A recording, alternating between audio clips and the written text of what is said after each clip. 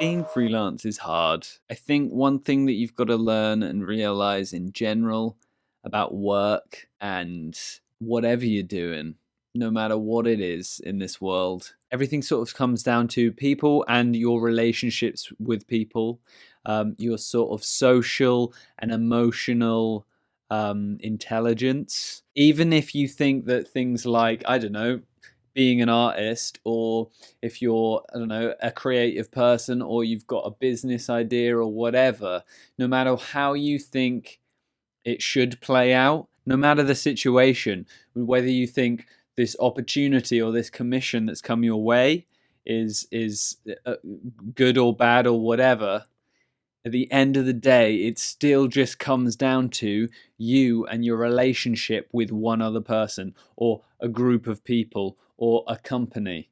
And so freelancing can be hard because oftentimes, especially when dealing with commissions and when dealing with other people, that's what it comes down to. It'll everything else gets ignored, to a certain extent. Like, your portfolio doesn't necessarily matter in the moment. The work that you've done already doesn't really matter. The work that you're going to do doesn't really matter necessarily.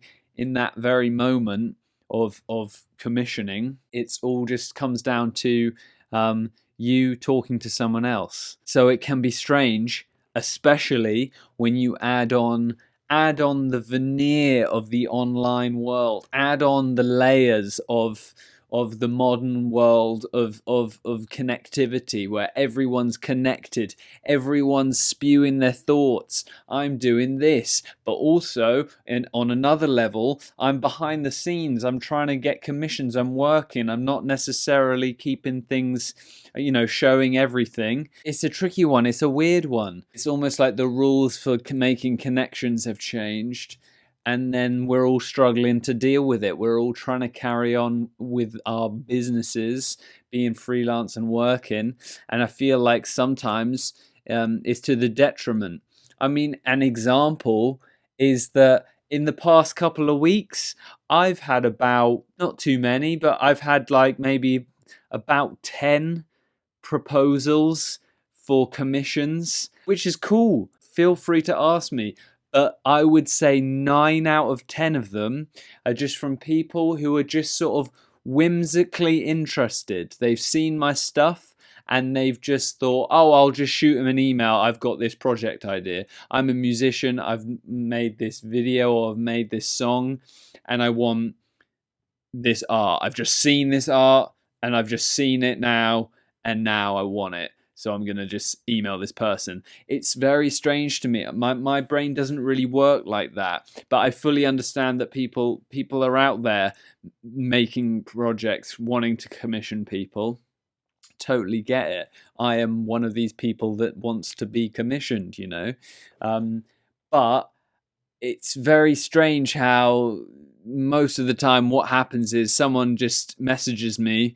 And I will say, in general, this video is kind of going to be a little bit about like etiquette and like communication skills on when it comes to freelance work and art and stuff, because this is different. Like, this is just YouTube. This is just me making a video, posting it out there. You're watching it and you're judging what I'm saying, or maybe you're not. Maybe you're a beautiful, unjudgmental, just witnesser. You're just sitting there, absorbing in it, taking it in, listening, just playing around with the words, not really sort of taking them too seriously, but also, you're just listening. You're calm, you're at peace with yourself, and you're enjoying my content. This is very particular. This is a type of relationship that's a little bit different to the sort of the work relationship, the commission relationship. I'm always surprised by just like how casual someone will just message you on Instagram and expect you to be super upfront and professional, but they are just completely like 2 words, just like, cool. I'm not going to name names. I'm not going to talk about specific people. I'm not going to even, okay, so the video that you're watching right now, this video right here, is editorial commission that I did like a month ago, that I've just been sitting on. I thought I'd just post it now. It's a little building. It's about community and the economy and building togetherness and sort of community building. Again, this is just, I'm kind of like not doing too much editorial, but if editorial commissions come my way, I will do it. It was quite fun to do. Enjoy the drawing. Like, I just tried to sort of change my Invisible Cities like architecture building work and make it like more 3D. Like, make it a little, definitely inspired by Owen D. Pomeroy. I mentioned him in a previous video. You get messages from people like, how much would it be to do a music video? And I'm just like, I need more info. I need more information to that, because guess what? A full length, like 3 to 4 minute animation could be anything. It could be one image repeating for 3 to 4 minutes, or it could be like a GIF, or it could be an entire animated like episode. Like, they're going to be vastly different prices. An animation like this could cost anywhere between like 250 quid at the lowest to like, we're talking like 7,000, 8,000 pound, 9,000, depending on how many days it takes me. This is just in general. There's like benchmarks out there. You can do the research. You can see what the industry standards are like. I value my work. I value my art. All artists should. If you're an artist, you should value your art too. I mean, I'm not necessarily going to get, completely in depth with my whole like freelance sort of business. For example, I don't even really do I don't advertise like commissions or like portraits and stuff like that. But if someone messaged me, I'd consider it. I'd gladly do sort of anything. I kind of want to just do concept art and then make graphic novels. That's like the goal. I found myself sort of randomly doing like quite a bit of animation and like sprite work and things like that and backgrounds, which is fine. But it just goes to show that, commissions are all over the place. Going back to this, there's just like no one way to do things. Everything is just like you are talking to someone and you agree on something. That's why contracts are important. When you think that you're dealing with someone professional, get a contract in there. It can just be simple. You could just type up something like, I will do this for you by this date and you will pay this much by this date. That could be the contract. And it could say things like, you can only use this on your website and not anywhere else. Anyway, let's get back. This is getting serious. This is getting ins and out. Because basically, all I wanted to say is, I'm not even that bothered. Look, I get asked a lot of the time to do random commissions. Most of the time, people don't get back to me. I've had about 5 different musicians say, can you do a music video? I've told them that it would cost anywhere from like 250 quid to like thousands. Then they just don't reply. It's fine. They've got the info from me. If they get serious and if they get funding and they're willing to pay for it, then they can come back to me. No problem. What this kind of leads to is the difficult choice of who to say no to.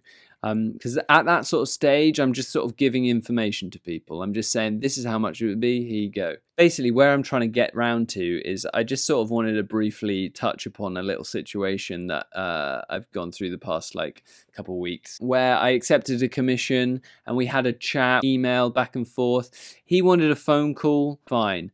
But I think at an early stage, I think most things can be discussed in length easier via email, because you can type out everything that you want, and then maybe when it gets to the confirmation part, then call up. But we hadn't really fully chatted about the commission. We didn't really fully get to a fully agreed upon price range.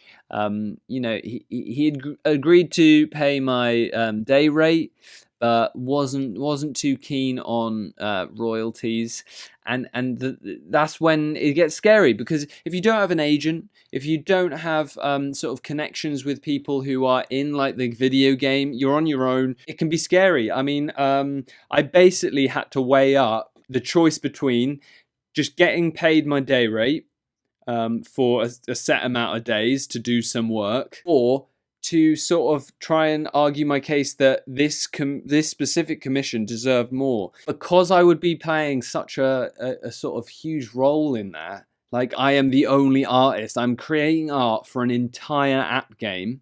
No matter how small it is, no matter how much of a personal project it is, if he's publishing it, and expecting to make a profit, or like expecting to make some money off it, things like royalties and publishing rights and licensing and all that have to come into it. It's tricky. I'm not an expert. None of this. Never listen to me like I'm an expert, and stop asking for tutorials. I get lots of messages. Tutorials, teach me. And it's like, I'm also going, I'm just drawing, and I've been drawing for years, and that's all it is. There's nothing. Don't worry, I will do tutorials, mate. All right, I'm gonna do some tutorials, maybe. Just relax, innit? Just relax and do some art. That's all I want you to do. Please. But I know a bit. I know enough to sort of organize my thoughts when dealing with clients. And sometimes, sometimes things can just be verbal agreements. You don't need contracts. Sometimes if you trust the person and you've had a good experience with them, you can carry on in that way. There was a bit of a miscommunication. I was gonna then wait until he told me fully the list of things that he would need. But he just sort of didn't have the best communication back and forth. Had to weigh up just doing a little bit of work and then seeing no royalties or anything, just to be paid a bit for a few days. But that would then lead to like stress of doing this commission while I've also got other work to do. And it would lead to something where I've just like made an app for someone else to sell. It's fine. Like, there's benefits to that. If you would have chosen to do that, that's fine. Because it's like, I would have had my name on it. I would have been credited, all of that good stuff. But I was weighing up the options in my head, and I just didn't think it was worth it. I'd either do work for free and then hopefully the app would make money, or I would just be paid for my art. I don't think that's sort of correct. That doesn't make sense. Like, one doesn't outweigh the other. The idea with royalties is that, it's short, it's a gamble. But basically, if the app doesn't sell anything, then I wouldn't have you wouldn't have to pay me any money. But if the app sold millions, then it's just sort of a safety net for me or the artist, that they then get a fair amount of the profits. Because we're talking royalties. When they're talking royalties, it's only it would maybe be like 10%, 5%, an amount, not huge. It's the same thing with books. I would lead on to that. There's been a lot of Twitter drama on my Twitter feed in the publishing realm about graphic novels and books and publishing. It's been a bit dodgy. It's been a bit of a little war at the battlefield. Things to do with publishing and like treating art as an industry standards and contracts and money that artists get paid for books, and it's all over the place. So that's kind of, it's all spinning. All this stuff is sort of relating to what I'm talking about, and that's why I'm sort of focusing on it for this video. The artist would be paid a certain amount up front to do the work, and then once they make the royalties, once they then make that money back by selling your book, they will then pay you a percentage of each sale. So a percentage of the profits. So let's say you get paid $4,000 to draw a book. They then go on to sell the book, and then they make $4,000, and then they make, another $4,000, and then you've got 10% royalties.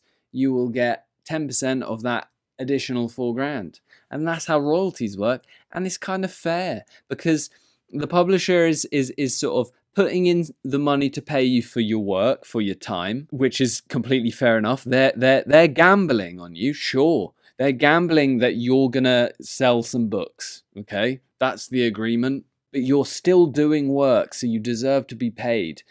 They're the ones gambling in the hopes that your book sells well. Then once the book sells well, you deserve some of the credit. So it's like, that's why it's a one-way street. And so it's a risk you got to take. So people who commission artists for things that are in this realm of like creating products to be sold, like this is not even going on to the whole advertising and sort of commercial side. I've got no experience with that.